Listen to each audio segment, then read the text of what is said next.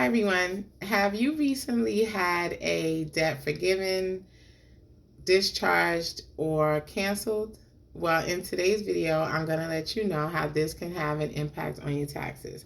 For those of you who know me, welcome back. And for those of you who are not familiar with who I am and what I do, my name is Tasha Nicole, the entrepreneur. I'm a tax strategist, consultant, and educator to middle and high income beauty industry entrepreneurs across the United States. My business name is Harsh Connections LLC, and yes, I do actually serve other industries as well as individuals.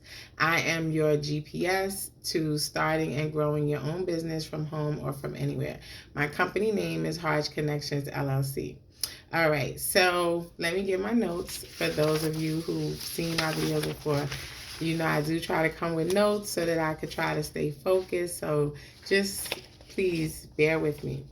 All right, so this is definitely for educational purposes only, and you should consult with your professional for legal advice.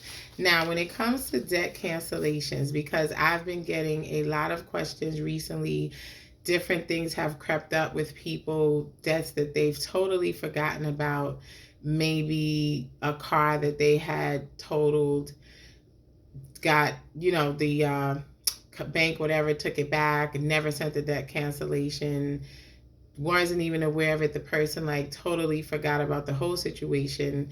You just be surprised how things work out, Other situations come up. There are so many countless. Some of you may have already had different things happen to you where these debt cancellations crept up out of nowhere.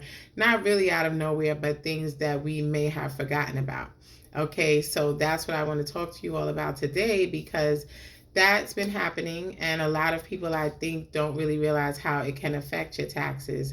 And I believe I did a video like this in the past, but it's nothing wrong with updating the information or redoing it, because sometimes people didn't really get a chance to see it. All right, so first of all, as I named in the beginning, if you've had debt that was forgiven, canceled, or discharged, it is highly likely that it's going to be reported on a form called 1099-C. And you will have to include it on your income taxes because it's taxable income. All right, so just understand that whole equation, canceled debt, discharged debt, forgiven debt, including student loans, which I'm going to get to in a little while. Any of those equations equal, even though you hear the terms forgiven, canceled, discharged, that's just in the eyes of the creditor. Okay, so let's go with a debt discharge, cancellation of debt. Yes, it was canceled to the creditor that you owed that debt to, but best believe it's getting thrown under your Social Security number as taxable income. All right, so that's that equation there. Now, there are some exceptions when that's not the case.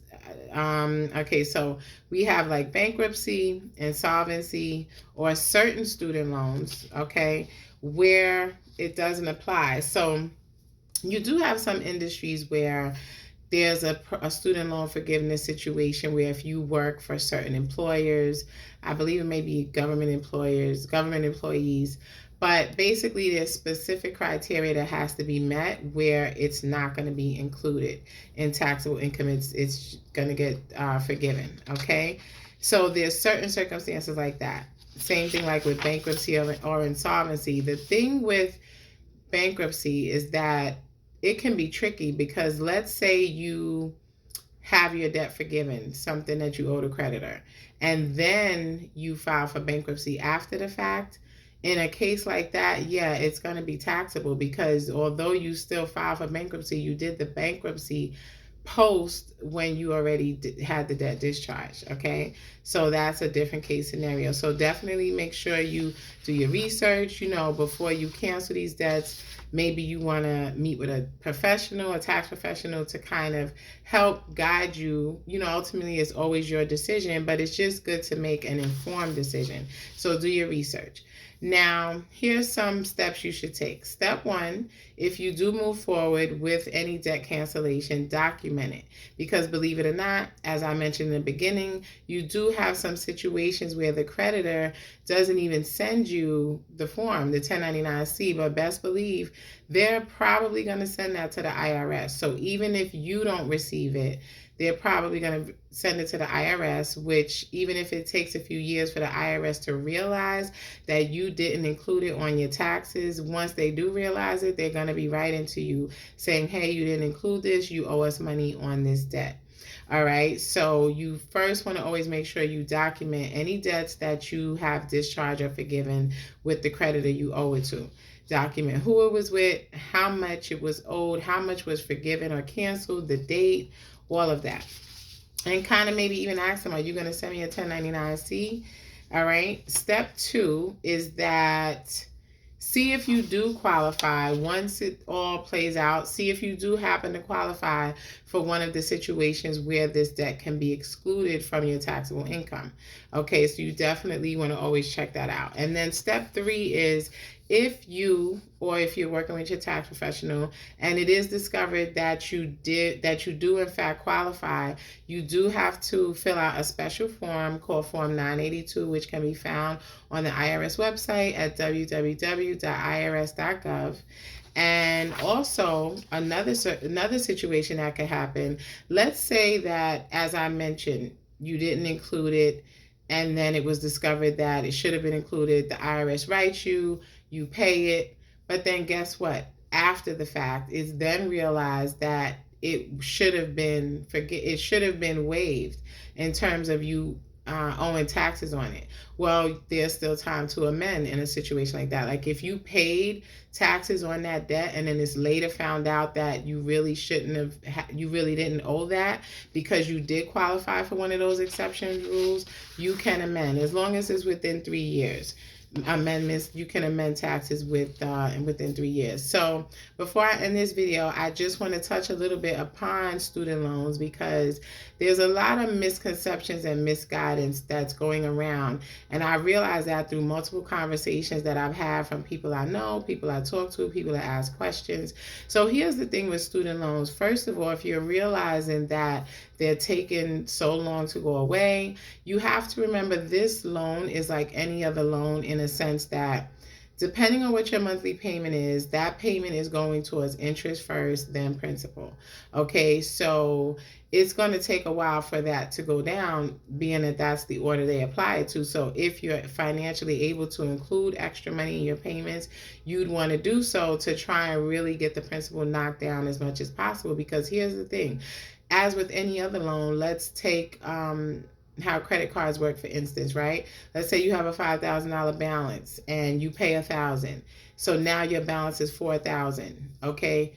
We know how that works. Yes, your balance is $4,000, but the next month is interest added to that. Of course it is, because it's not at zero. So they're still adding interest. It's the same thing with the student loans. They're still adding interest even though you made your payment. So that's a real tricky situation. I actually had a conversation that till this day I wish I recorded, where I was even addressing my own student loan matters with a loan rep, and it was a very enlightening conversation. Even this whole thing about the student loan forgiveness, and no disrespect to the creditors to credit repair people who are promoting that. Listen, I'm not trying to sound no type of way, but here's the thing. To my knowledge, student loans cannot be discharged, and a lot of people may go off on me commenting in this video saying yes, they can, but it may be so in a case of the creditor, the student loan people that you owe the money to. But I specifically asked the loan representative, but how does that work? So this whole 25-year rule, does that mean in 25 years that person is going to be taxed on that like any other debt forgiveness that I just mentioned on that Form 1099-C? And she said absolutely. So remember, again, even if it's a situation where unless it's a situation rather where you qualify to not have it included in your income, okay, because you met certain criteria, that's a different case scenario. If that's not the case and you're being told that your that your student loan is being forgiven, or this whole 25-year rule. In 25 years, look for your 1099-C form, because that's definitely coming. Okay, and what else? Yeah, so basically that's what I just wanted to address, because I think a lot of people are misguided by that whole thing right there. And then they're not really understanding that sometimes these student loan debts, that's why there's so much news going on about it, and so many, consumers complaining about it, because at the end of the day, there's situations where they really never even go away. Why? Because, as I mentioned, you're making these payments, but by default, they're still adding back interest. So I'm making the payment. Some money is going towards the interest, some money is going towards the principal, but the following month, you're adding back interest to the remaining principal. How, like, when is it going to be paid? So that's really a real difficult, sticky situation. So that's my contribution to the debt cancellation topic. All right, this is why it's so important that you work with a tax person to help you handle all of these affairs and misunderstandings. All right, and let's see what else I want to say. If you do have any questions, feel free to reach out, inbox me. You can also book me for Q&A to get some personalized advice. Although I'm not able to serve everyone, I do serve everyone. Of course, I do serve people throughout the United States, but obviously I can't service anyone. Definitely be sure to download my ebook, Taxes and the New or Early Stage Entrepreneur, What You Need to Know. You can find that at www.newentrepreneurtaxguide.com. And if you are watching this on YouTube, please subscribe to my channel. But thank you for watching. Please like, please remember to share with a friend. Take care. See you in the next video.